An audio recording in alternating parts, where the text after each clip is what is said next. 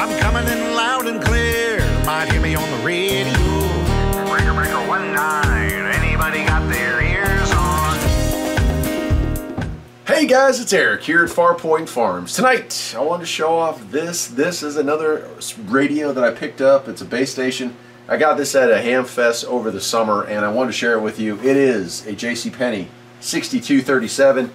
It's really a nice radio. I got a great deal on it because there's a little crack. There's a little busted out piece here on that lens there, and it's such a bummer because other than that, this thing is in really, really good shape. It's got the wood grain top on it, right? I mean, that was kind of classic, but the front screams 80s all over it. All that brushed aluminum, man. Isn't that beautiful with all the knobs?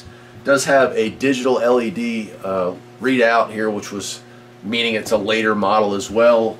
And it does have a nice, good size, meter built in there, so that's pretty as well. Microphone-wise, didn't have the original JCPenney mic, just has this Superstar generic mic, but it's okay, that works. We have our mic plug. It's a 4-plug. From what I can tell, it's a standard like Cobra 4-pin wiring, Uniden 4-pin wiring. It'll work. Next to it, we do have a jack for earphones or headphones, which is nice. I like how they called headphones back then instead of earphones like they are now. Then we go down the line, we have an automatic noise limiter. That's kind of cool. It's an adjustable automatic noise limiter. That I don't think I have ever seen on another radio before. Then we have our power and volume here in the middle, which is just like the other one I did not too long ago. Instead of putting it on one end or the other, they kind of placed it right in the middle, which is unusual, but I guess that works. Our fine tuning knob, delta control, which again is by this point would be considered kind of out of date, but I guess there were still a lot of folks using radios from the 60s and early 70s, so they decided to add that feature in. And then we have our squelch and PA. It does have PA mode on this. Up here on the top, we have our channel select. This is a 40-channel radio. That's kind of cool. Transmit light and modulation light. And then we went back. If I go to the back of this thing, there's not a whole lot to show here. We do have a plug-in for an external speaker and for our PA. This is a 120-volt unit, but it does have a very strange 12-volt pass-through.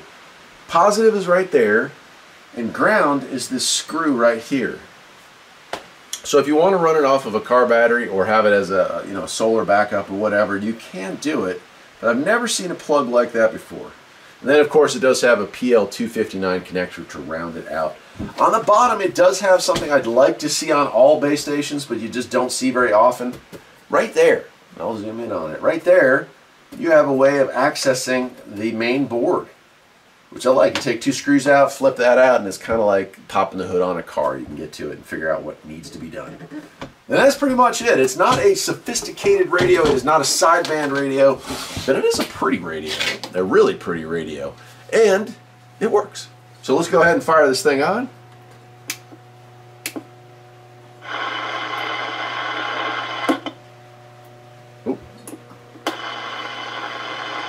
Fine tuning in the middle. Noise blanker somewhere in the middle. How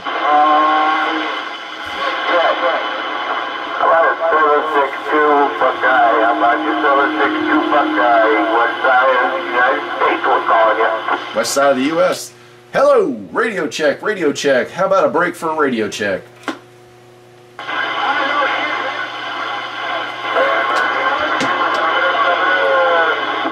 You're in there, 7,000.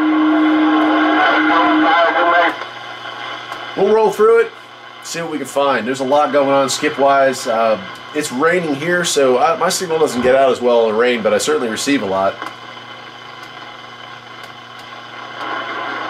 You can hear the sideband conversation on 38, but we won't be joining that.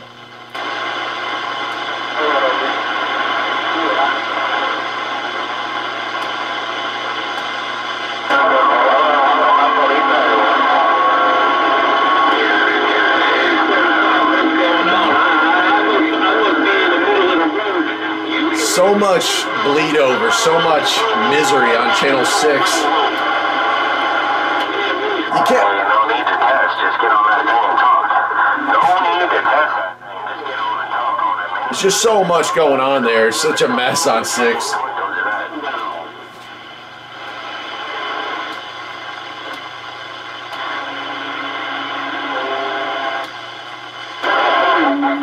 I'll let you go. Let the channel roll. I'm going to set up I'm going to do a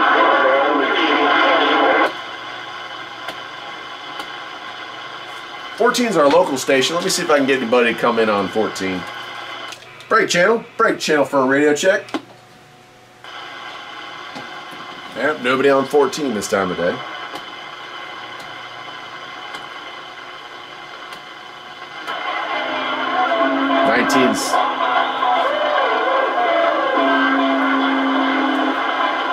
Nineteen's crazy as always.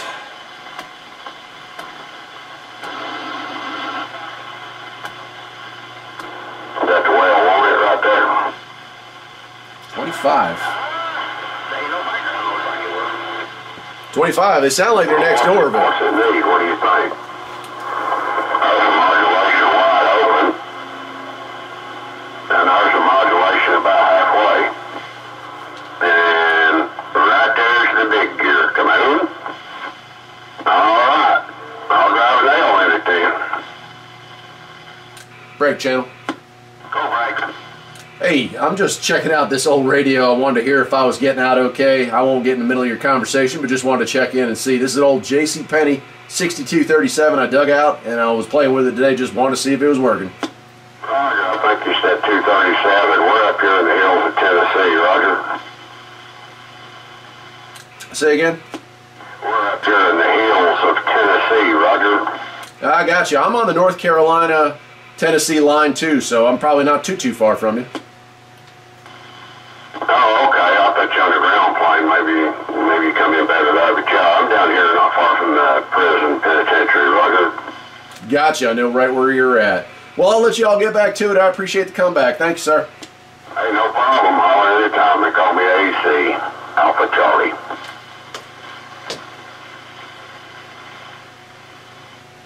So there you go. That was beautiful. Beautiful. That is about 35 miles from where I'm at right now. So definitely making the trip on the little 4-watt JCPenney 6237 and having fun doing it. I guess that'll do it for today. I don't know. I don't know what else you'd want to see. I know sometimes people ask me, I wish you would open up the radio so we can see inside of it. It's not really my thing. I get what you're coming at, but I don't do a lot of repair work. The most I do with radios like this is clean them up, and sometimes I will open them up and I'll take some contact cleaner to the dials just to get rid of that static, that crack, hissle, and pop when you're changing channels. This one didn't need any of that. In the future, if you would like to see me go inside of these things, you do need to let me know on a bigger scale, because I get maybe 1 out of 100 comments that mention something about that, and I'm happy to do it if that's what the consensus is. But like I said, I don't really like going into these things, especially if they don't need it. And this one just didn't need it. That'll do it for today. Don't forget to subscribe to my other channel, Farpoint Farms Restorations and Repairs. Lots of content going up. 2 videos over here every week, 2 videos over there every week. I've also got a podcast that I do, and we're working on a website that's going to have forums, so hopefully I'll be able to bring in fans of the channel, and we won't have to worry about YouTube's censorship. We can just let it roll. Anyway, I'll see you next time, my friends. Take care.